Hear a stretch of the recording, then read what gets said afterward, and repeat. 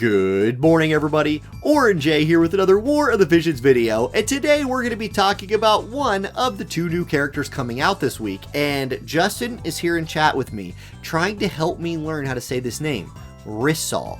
Rysol. I want to call her Rysol, Lysol, anything but Rysol, which I believe is the correct pronunciation. That's who we're talking about. This is a Rysol preview video, so we're going to do her preview. Now, a quick note about Hyo and his vision card.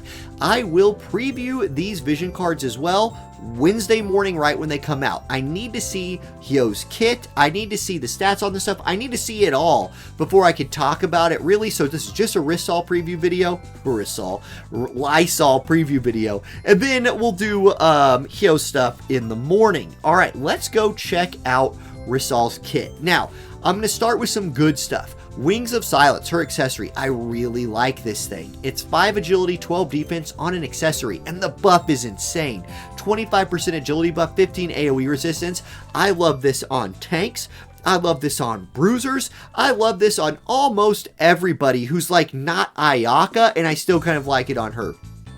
It's just super good. That's 2 super good stat buffs. It has 2 uses. I love this TMR. I think it's very usable in like PvP across the board. Okay, so that's a plus. Another plus, her dream ability, her 140, her master ability 3 is good. Initial AP is just an awesome thing to get. Accuracy, just an awesome thing to get, and her upgrade is solid as well. Her master abilities, AoE resistant attack, solid. Now for the drawbacks. 1, she's in the Warrior of the Crystals pool. I know she's the dark version or whatever, but these are really premium units. They're hard to get. You might have to go to pity, and we're in the middle of getting all sorts of hype stuff like Hyo as well, so I think a lot of people might pass on Rysol here for those other hype things. That's a drawback, and I don't love her sub jobs, Lancer and Monk. Black Nothing's Apostle Deception, or whatever it's called in Global, I forgot, is really good. Lancer and Monk, really old, so I think those hold her back a little bit. Let's go look at her skills next. Her support abilities are good. Natural Liar, Agility, Accuracy, Defense pin. This is going to be an accurate girl. She does have access to some 100% hit attacks down in her sub jobs.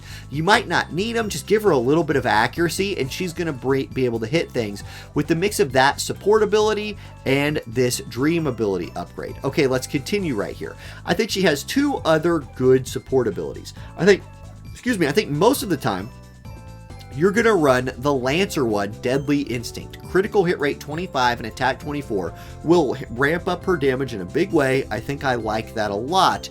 Alternatively, on some maps, if it's a weird map and you need move and jump, you can give her Empty Walk from move 1, jump 1. Never underestimate how good that can be for team building, for crazy maps in PvE, all of that stuff.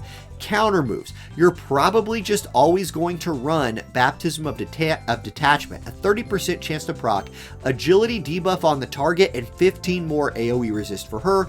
Another way, along with her TMR, of building up some AoE resist, making her a hard unit to kill. And as we go through this character, in my mind, she looks like a slightly weaker version of Flagbearer Glaci.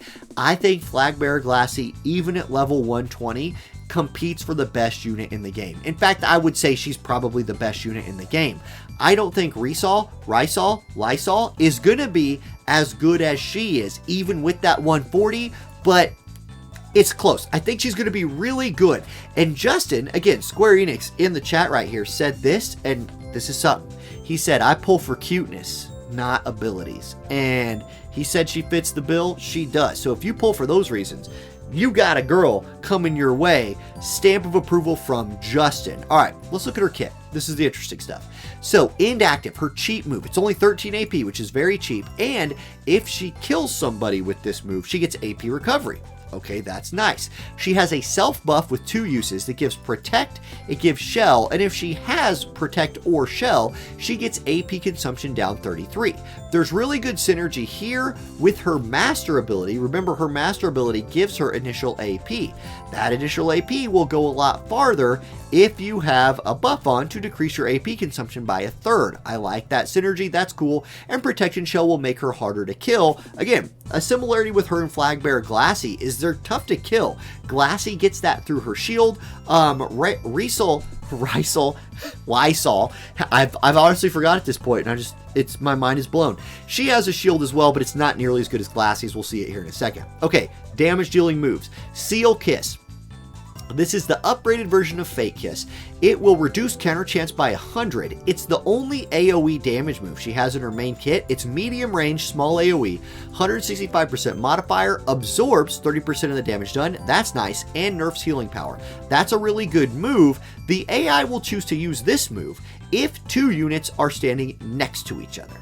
The AI will use this. Remember, the AI prioritizes damage. That's when it will prioritize that. Deceit and Betrayal. This is a 2-target move. Again, short to mid-range, which I think is a drawback of this unit. She lacks the range that like Flagbearer Glaci has, but you get to pick 2 units within that range. It will decrease their slash resist by 25 and deal 165% modifier. The AI will choose to use this move if there's 2 units close to you, but they're not grouped.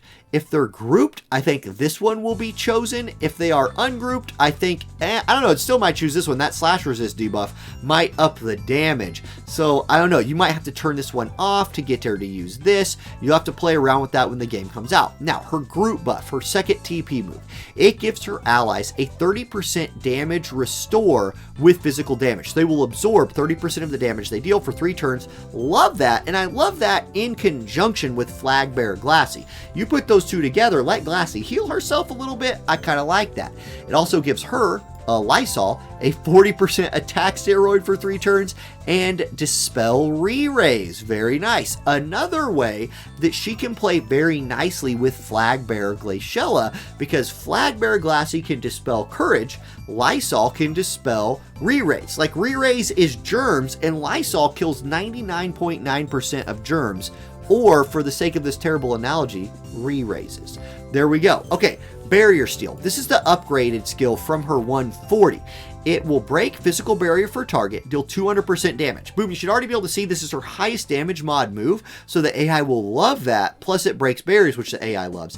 It then gives Lysol a 50% damage shield for 1 time for physical damage. That's nice. It's not as good as Flagbearer Glaci shield, but it is still a shield. Then, with the upgrade, it dispels buffs, haste, and damage increases for the target, making this her best single target damage move. Again, though, what I have to say, like, there's good moves in this kit. Range is low. The range is a low to mid, so I don't love that. That's where I think she falls off a little bit compared to Glaci. Her main job, sub job, there's a lot of words on this one right here. Let's see. This inflicts paralyze. It also inflicts poison. It also inflicts immobilize. So, yep. Okay, yep, whatever. The AI is not going to use this. It's weird. Okay, it's a status effect inflicting move. Alright, whatever, cool. Maybe for some like PvE hard mode stuff. Then Two Blades is a multi-hit attack. 4 uses, 165% damage with an agility debuff. Let's talk about this move for a second. This begins to open her up for some PvE chaining teams. An agility debuff is very necessary in a lot of PvE situations. That it comes on the back of a 2-hit move is nice, and she also has a slash resistance move right here. So those 2 things both play together well if you need her. I still don't think she's the best, but those are pretty good.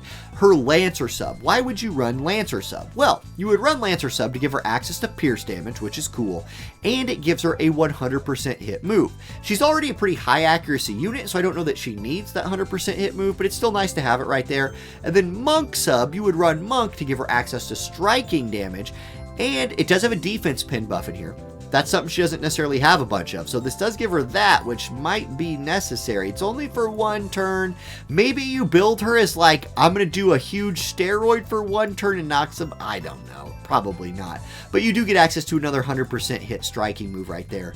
The AP Restore, this is the thing she gets when she kills somebody with her cheat move. She gets 8 AP back. And then her Limit Break is 200% mod.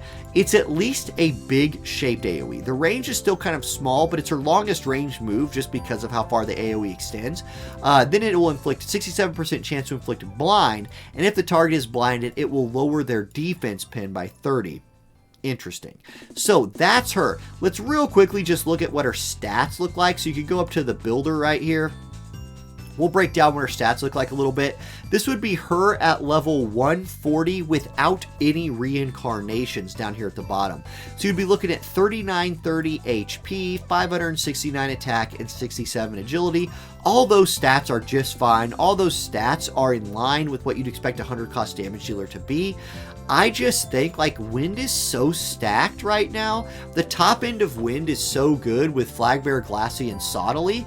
Does she take one of their spots? She certainly doesn't take Glaci spots, but could be a really good unit to run next to her. Maybe you run all three of those damage dealers. Maybe you put her, Joom, and Glaci together and go nuts like that, or add a third unit in there. That's kind of what my opinion on Lysol is right here. I'm burping a lot because I'm drinking my, Walmart brand water. Gives me the burps. But there we go. That's more information than you needed.